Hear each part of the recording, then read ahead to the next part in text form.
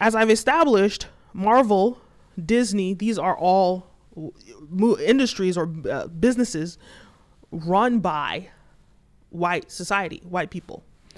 And so in their minds, they're thinking, well, let's just give them a 2-for-1. Let's give them a 2-for-1, huh? The story of the marginalized groups, let's lump their stories together. You know, the Mayan Empire, Africa. Let's just lump it all together. When in reality, when you think about the Mayan Empire, I've obviously gone to Mexico and seen some of the fascinating stories. It's so rich. It's so distinct that in reality, it deserves its own movie, its own story. Black Panther. Africa as a continent of 1 billion people it's the richest culture in the world. When I say that, it's the most diverse set of people, diverse in biology, diverse in language, diverse in culture, diverse in accents, diverse in aesthetics, in looks. It is extremely diverse. So to me, how can you lump Africa and Mexico, or the Mayan Empire, the countries within the Mayan Empire, how can you lump them together and say, well, let's put them together? Because in reality, Africans and Mexicans never interact in reality. Africa's continent, this continent is thousands and thousands of miles away from Central America. So far away. So when would these two ever interact? Except for through the lens of white America.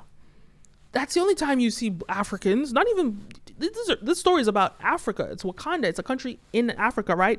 A fictional country in Africa. Why would fictional African people be interacting with Mexicans when their cultures are not just very distinct and different, they are just so far away from each other that they would never even interact or coexist? Because they coexist in America. They coexist in America as minorities. And that's where they find their similarities. And that's why I say this story is an American story through the lens of an American perspective of what Africa is. And that's fundamentally the flaw of this storytelling. Because it will never service Black people. It will never service Africans. It will always service whiteness, white supremacy, the white supremacist agenda. It will never service Africans and Blacks. It's not going to, because it was not designed to do that. So, when I talk about the richness of Africa, when I talk about how distinct Africa is, I say this because in this story, Wakanda Forever, they had the opportunity to expound on Africa as a continent and highlight a different, diverse culture within Africa. But instead, they went all the way to Central America to do that. And that's the biggest flaw. That just shows us the agenda is not about tapping into the African story as this movie was set in. The agenda was to service the West's agenda. And so I just want to give you an example. If you look at a map right now and you look at the real African map, right? You see this right here. If in the fictional map, in the fictional country of Wakanda is where Niger is, right? This is Niger in real life. So that's northern. It's the northern border of Nigeria.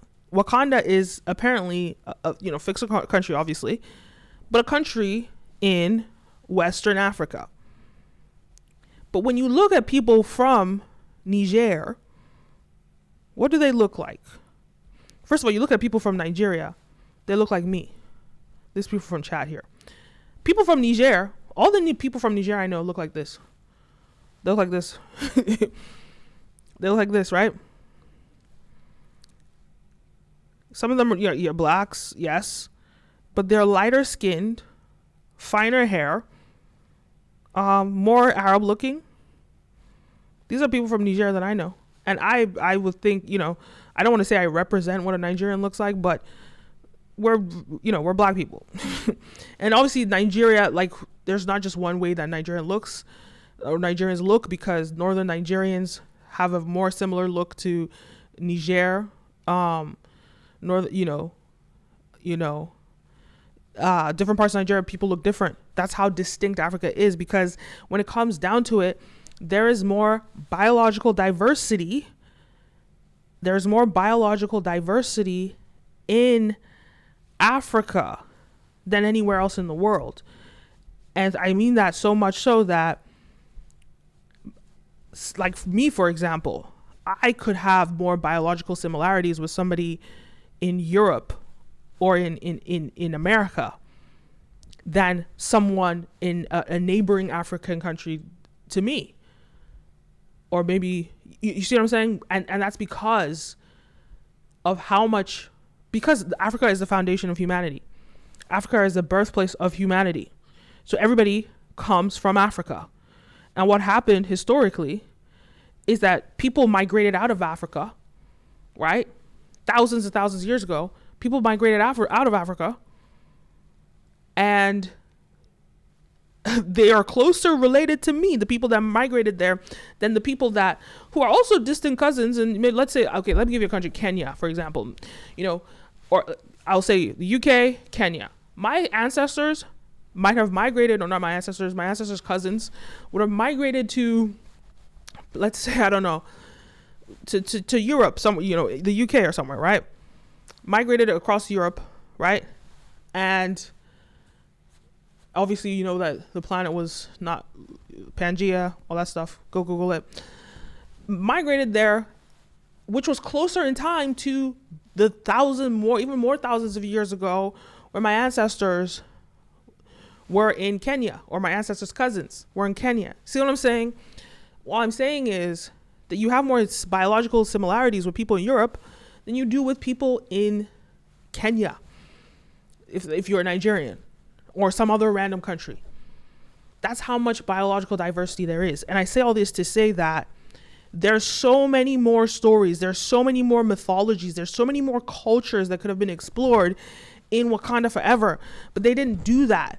They chose to move to the next, marginalized group, and let's include them in this story, which I have no problem with unity. I have no problem with those things.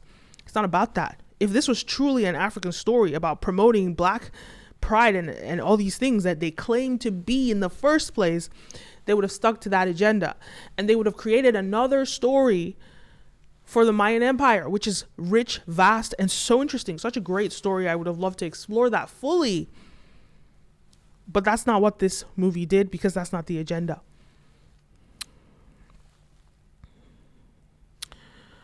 So, the richest of Africa